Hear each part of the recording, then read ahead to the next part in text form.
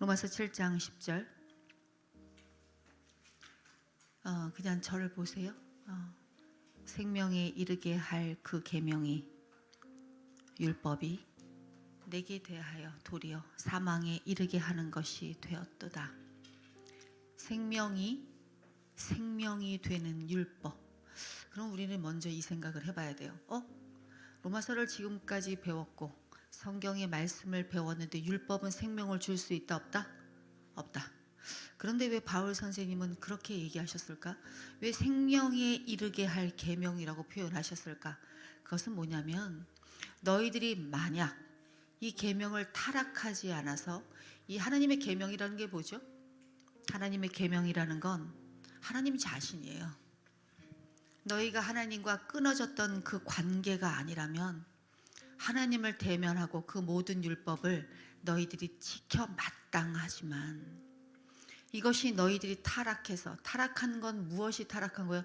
우리가 죄행을 저질렀다고? 아니라는 거예요. 우리의 죄행을 저지르는 모습으로 우리의 타락성을 보는 게 아니라 하나님께서 율법까지도, 하나님까지도 변질시키는 우리들의 타락성을 보라는 거예요. 바울은 그 얘기를 하는 거예요. 생명에 이르게 할 그 계명이, 그 율법이 내게 대하여 도리어 사망에 이르게 하는 것이 되었도다. 이 사망에 사망에 이르게 하는 것. 디모데전서 1장 18절. 그러나 율법은 사람이 그것을 적법하게만 쓰면 선한 것임을 우리가 다 안다, 이 소리예요. 디모데전서 8장 12절에 율법은 너희들에게 나쁜 것이 아니다. 그런데 왜 율법이 우리에게 죄를 드러내시고 그 율법이 예수 그리스도께로 우리를 인도하는 인도의 교사가 되는 건 너희들의 타락이기 때문이다. 우리들이 죄를 저질러서가 아니라 죄를 저지를 수밖에 없는 우리들의 상태, 이렇게 얘기하는 거예요. 저와 여러분들이 죄가 들어와서 우리가 생각하는 거짓말, 우리들이 생각하는 다시 말하면 뭐 있죠, 나쁜 것들, 시기, 질투, 그걸 죄라고 하지 않아요. 여기서의 죄는 우리들이 가지게 된 하나님과의 분리. 죄가 들어와서 율법조차도 적법하게 쓰여지지 못하게 사망에 이르게 불법하게 쓰여질 수밖에 없는 우리가 되었다. 네 자신을 알아라, 소크라테스. 율법을 율법으로 사용하지 못한다는 것은 내가 죄를 저지르고 절 그냥 보시게, 절 봐야 돼요. 절 봐야 돼. 율법을 적법하게 쓰지 못한다는 것은 지우리가 죄를 저지르지 않고 지키지 못하고 그 우리들의 그 행동에 있지 않다는 거예요.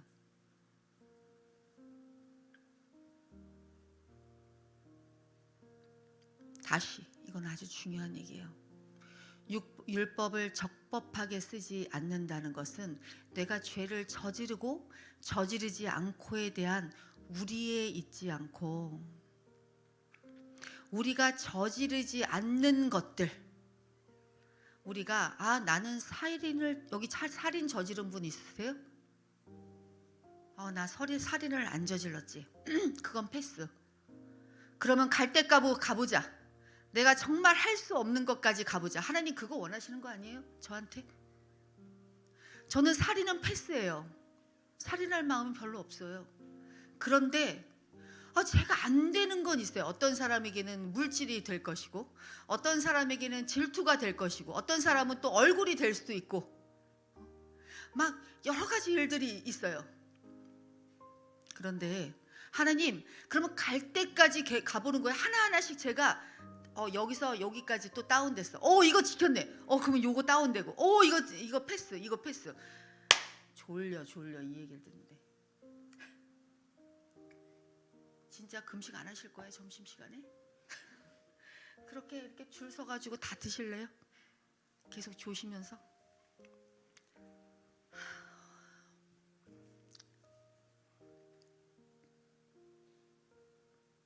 하나님 지혜롭게 하시옵소서. 그 무엇보다 지혜를 주시옵소서.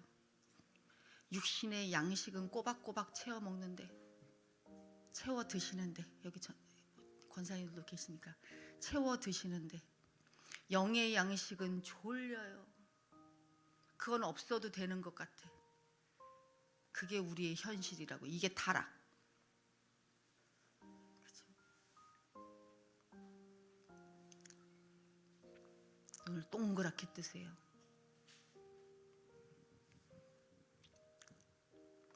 율법을 율법으로 사용하지 않는다는 것은 내가 어떤 죄를 저지르고, 이 죄는, 사망은 내한테 패스예요. 어떤 것은 패스, 어떤 것은 패스인데, 요거는 좀 안 돼. 그러면 요거를 훈련하는 게 신앙생활이다? 이런 저차원적인 얘기는 하지 말자고요. 우리는 그런 신앙생활을 하는 게 아니에요. 내가 어떤 지금 고지를 가고 있어요. 고지를 가고 있는데 내가 저지른 그 욕심은 없어요. 내가 어떤 부분에서 프리한 욕심이 있잖아. 나는 어떤 거에 대해서는 좀 프리해, 다른 사람보다. 그런데 어떤 부분에서 유독 그거에 대해서는 굉장히 민감한 거. 그 민감한 걸 내가 치우는 자세가 신앙에 이렇게 더 깊이 들어간다? 그거는 말도 안 되는 소리라는 거예요. 우리는 그런 걸 신앙생활이라고 하지 않아요. 그래서 율법이 율법으로 적법하게 쓰이지 않는다는 건 그렇게 생각하는 거. 그런데 율법이 율법으로 정확하게 생각하지 않는 것에 내가 그 행동으로 보이지 않는, 속 안에 깊이 들어가지 않는, 그 정말 행동하지 않는 죄의 실상을 자신이 봤을 때 그게 율법이 적법하게 그 율법을 보인다는 거예요. 이게 무슨 말씀인지 아시겠어요? 그래서 마태복음에 예수님께서 이렇게 얘기하잖아요. 옛사람이 말한 바 살인하지 말라. 누구든지 살인하면 심판을 받게 되리라 하였거늘 너희가 들었으나 나는 너희에게 이르노니 형제에게 노하는 자마다 심판을 받게 되고 형제를 다하여 나가라 하는 자는 공회에 잡혀가게 되고 미련한 놈이라고 하는 자는 지옥불에 들어가게 되리라. 이건 다시 말하면 하나님이 그 끝까지 우리를 밀어 넣으시는 거야? 그게 아니라는 거예요. 너희들의 타락성을 보지 않고 이 신앙생활은 불가능하다는 거예요. 너희들이 이것에 대해서 알지 못하면 이 신앙생활은 너희들이 그냥 가는 것이다. 이렇게 얘기하는 거예요. 사랑하는 아들과 딸아, 너희들이 그런 식으로 너희들을 속일 수 없다. 그러니 너희들이 사단에게 속는 이유는, 내가 사단에게 속임을 받는 이유는, 사단은 이 귀신 나오는 영화 얘기하면 또 홀딱 깨실 거예요 아마. 귀신 영화 보면 막 무섭잖아요. 그건 무서울 필요가 없어요. 왜냐하면 우리가 단단하다면, 그 영화에서 굉장히 잘못되는 대목은 이 사람이 주도하지 않았는데, 그것을 허락하지 않았는데 사단이 그 사람의 영혼을 좌지우지할 수 있다고 귀신 영화에서는 그렇게 나오잖아요. 절대 그럴 수 없어요. 우리가 사단에게 속는 이유는,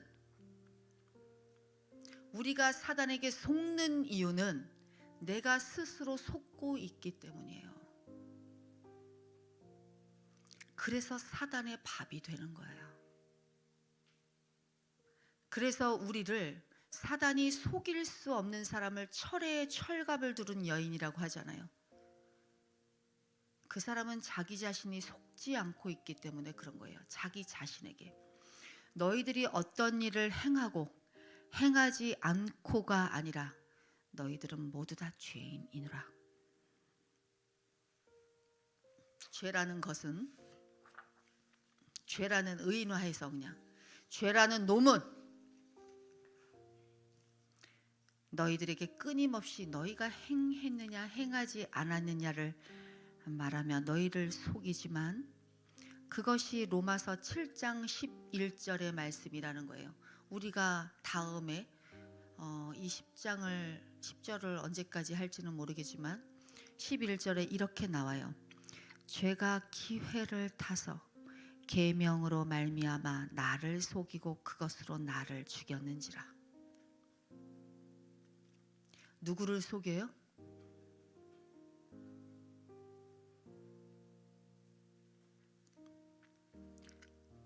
율법이 적법하게 쓰이는 것은 로마서 8장 3절에 나와 있어요. 율법이 육신으로 말미암아 연약하여 할 수 없는 그것을 하나님은 하시나니. 이 율법이 할 수 없는 그것이라서 율법이 아무 기능을 하지 않는다는 것이 아니라 율법은 그 기능을 한다는 거예요. 어떻게? 율법이 육신으로 말미암아, 자신이 자꾸 속고 있는 육신으로 말미암아, 절 보실게요. 율법이 육신으로 말미암아 할 수 없는 그것을 하나님은 하시나니, 우리 안에서 하나님은 하시나니 곧 죄로 말미암아 자기 아들을 죄 있는 육신의 모양으로, 다시 말하면 우리의 육신의 모양으로 아담의 죄를 실었다는 건, 그건 우리의 무엇을 가져가겠다는 거예요? 원죄, 우리의 타락, 죄 있는 자기 아들의 죄 있는 육신의 모양을 그 모양으로, 우리 사람의 모양으로 보내어 육신의 죄를 정하사 제해버리고, 육신을 따르지 않고 육신의 생각으로가 아니라 그 영을 따라 행하는 성령 안에서 우리의 율법의 요구가 이루어지게 하려 함이니라. 율법의 요구, 그게 뭐예요? 예수 그리스도께로. 육신을 따르는 자는, 이건 다 이어져 있는 거예요. 육신을 따르는 자는 육신의 일을, 영을 따르는 자는 영의 일을 생각하나니. 육신의 생각은 사망이요 영의 생각은 생명과 평안이니라.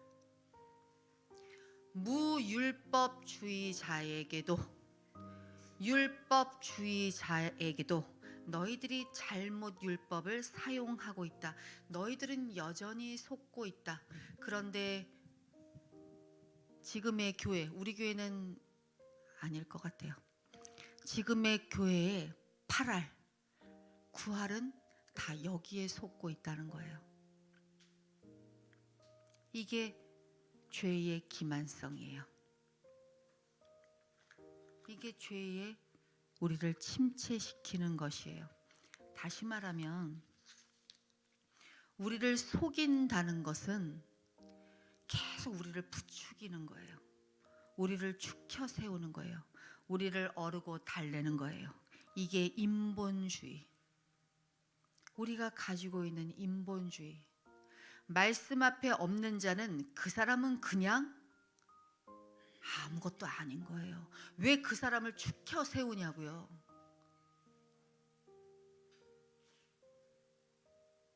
왜 말씀 앞에 있지 않는 사람이 왜 축혀 세워주냐고요.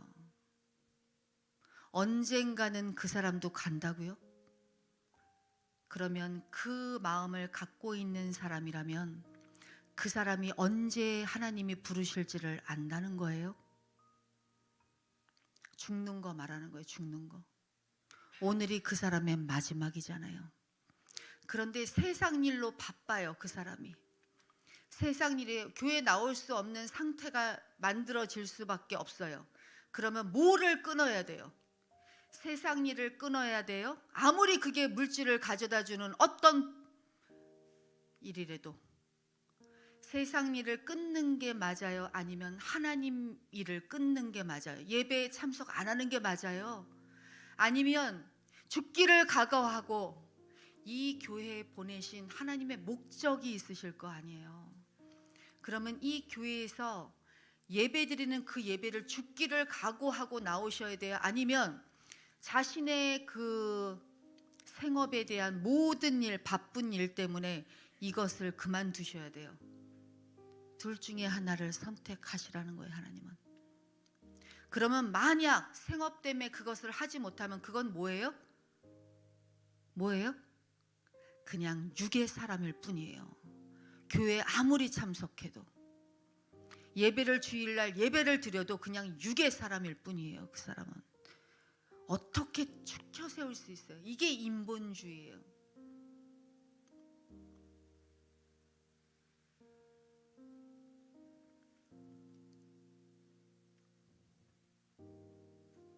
그래서 사단은, 죄의 노예는, 이 죄라는 놈은 우리들을 가능성이 있다고 자꾸 얘기하는 거예요. 아, 너는 가능성이 있어. 그래, 하나님께 기도하면 언젠가는 나오겠지. 그래, 그렇게, 그래, 하나님은 아실 거야, 너의 사정을. 이 인본주의는 자꾸 가능성, 그리고 우리를 어르고 자꾸 달래요. 그리고 본능의 자극 앞에, 그래, 그 물질은 너한테 필요하니까 그 일은 꼭 해야지.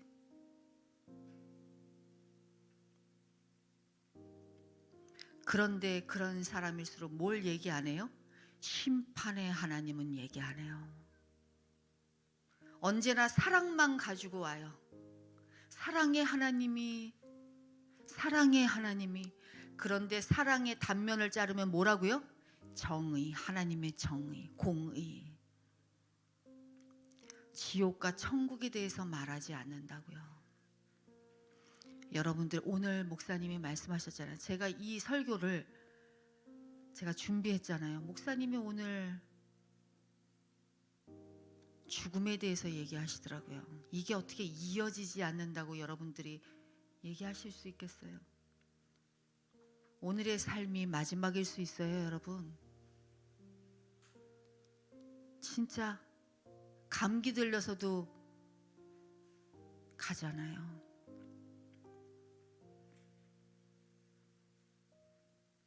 하나님의 의와 공의, 그 하나님의 의와 공의가 뭐라고요? 예수 그리스도.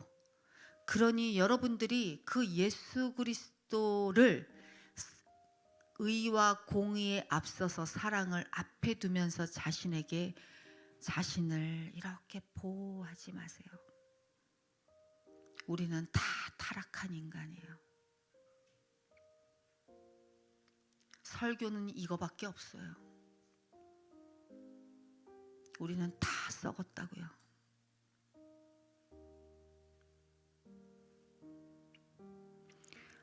그러므로 내가 이것을 말하며 주 안에서 증언하노니 이제부터 너희는 이방인이 그 마음에 허망한 것으로 행함같이 행하지 말라. 그들의 총명이 어두워지고 그들 가운데 있는 무지함과 그들의 마음이 굳어짐으로 말미암아 하나님의 생명에서 떠나 있도다. 그들이 감각 없는 자가 되어 자신을 방탕에 방임하며 모든 더러운 것을 욕심으로 행하되 오직 너희는 그리스도를 그같이 배우지 아니하노라.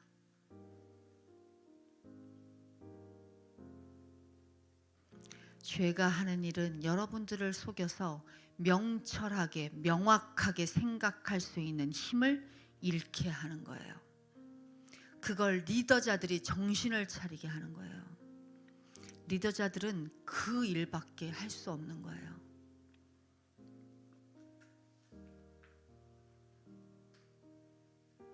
자신이 바라보는 것이 얼마나 부패하고 있는가, 자신이 바라보는 것에 얼마나 눈이 가리워져 있는가.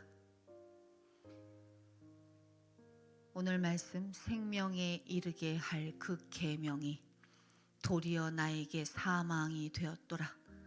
그 말씀은 우리 교회를 향하신 말씀이에요. 너희들에게 엄중한 율법이 너희들이 그것을 지키고 지키지 않고의 선안에 있어서 너희들이 어떤 것을 내가 이거 지키고 이것까지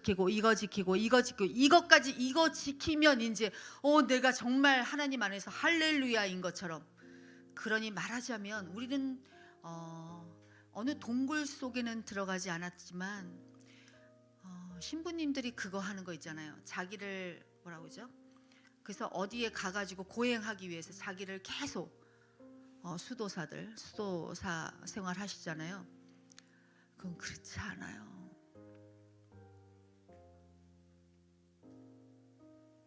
우리는 어떤 고지로 가는 자가 아니에요. 고지에 있는 예수 그리스도를 바라보며 벌써 펼쳐져 있는 하나님의 영광 앞에서 그것들을 내가 바라보는 거예요. 그냥 거울일 뿐인 거예요. 나한테 자꾸 집중하지 말라고요. 자신에게 자꾸 집중하지 마세요. 내가 이걸 해냈고 이걸 해냈고 이걸 해냈고 그거 하지 마시라고요. 하나님은 그러라고 여러분들을 하신 게 아니에요. 그냥 거울이 되게 하시는 거예요. 벌써 펼쳐져 있는 하나님 예수 그리스도의 그 은혜 안에 여러분들이 여러분 것을 비우면 이게 빈 공간이 된단 말이에요. 나를 이렇게 그 고지로 들어가려면 죄다 자기 자신 생각이에요. 그러니까 맨날 기도해도 자기 자신의 기도하느냐고 바빠요. 하나님 그거를 제가 해내야 되는데 어디에 체력 훈련 온 것도 아니고 막 하나님 제가 그걸 꼭 해야 돼요. 제가 진짜 웃음이다 치연아. 그치? 그래. 진짜 하나님은 얼마나 웃음이 나시겠니? 그 고지를 바라보는 것처럼. 그러니 자신한테 계속 멈춰져 있는 거야. 그치? 근데 우리는 그런 기도하는 사람 아니야. 우리의 기도는요, 오직 하나님께서 영광 받으실 수 있도록, 하나님의 기쁨이 될 수 있도록 그 중보 안에서 기도한다고. 중보는요, 여러분들이 하나님께서 계획하시는 그 계획의 비밀을 내가 잠시 알게 되는 거예요. 그리고 그 계획 안에서 나를 함께 동참시키는 하나님이 너무 감사한 거예요. 그래서 사돈이 땅 사면 중보기도 안 한 사람은 배가 아파서 그날 아마 밥도 못 드실 거예요. 그런데 사돈이 땅을 사도 우리는 같이 기쁘잖아요. 그게 중보의 힘이라고요. 그런데 언제까지 자신의 체력 훈련에 온 힘을 빼냐고. 안 해도 돼요. 그거 하나님은 여러분들에게 체력 훈련하라고 보내지 않았어요. 하나님이 채연이한테 다 열어주셨단다. 다 열어주셨어 벌써. 그러면 나는 말씀 안에서, 이 말씀들 안에서 나를 점점점 비우는 거야. 그냥 그러면 그 비움의 거울, 맑은 거울 안에 하나님이 이렇게 비치는 거지. 그러면 옆 사람이 그걸 그냥 보는 거예요. 그러면 그것은 그 사람에게 궁금증이 일어나지. 어떻게 저 사람은 저렇게 살 수 있을까? 그러면 그때 한마디를 하는 거야. 오직 예수 그리스도. 그때 막 쏟아붓지 마세요. 또 멋없게. 또 기회다, 이때가 기회다 그래가지고 멋없게 멋있게 퇴장하란 말이에요. 오직 예수 그리스도. 딱 이렇게 딱 나가. 얼마나 멋있어. 근데 거기서 됐다 이때다 싶어가지고 막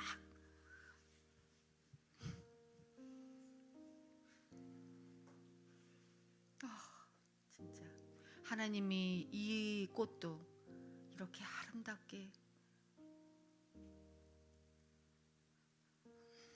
피우시는데 우리야 더욱 어떠시겠어요? 우리가 이 꽃보다 우리는 훨씬 더 더한데. 꽃을 보니까 눈물이 나네.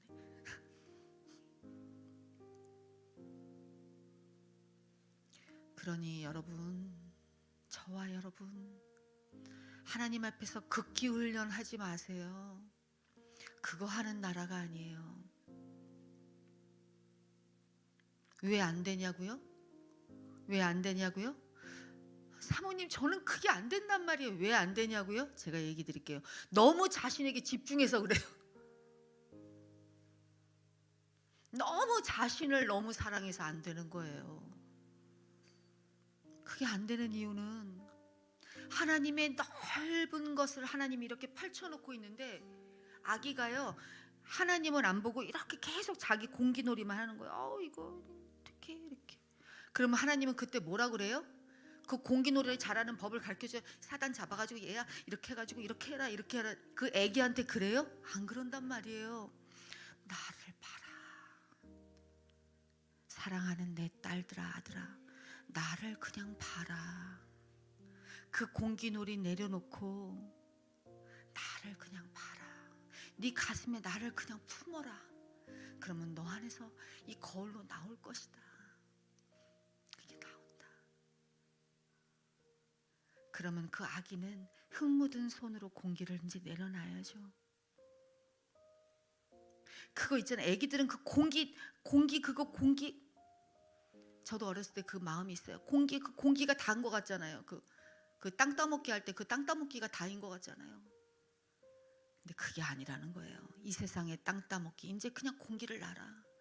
그 땅 따먹기 그만 내려놔라. 나를 봐라. 그래야 네가 치유되고, 그래야 네가 그것을 할 수 있다. 누구의 힘으로? 나의 힘으로 말고 오직 주님의 힘으로, 예수님의 이름으로 기도합니다. 아멘.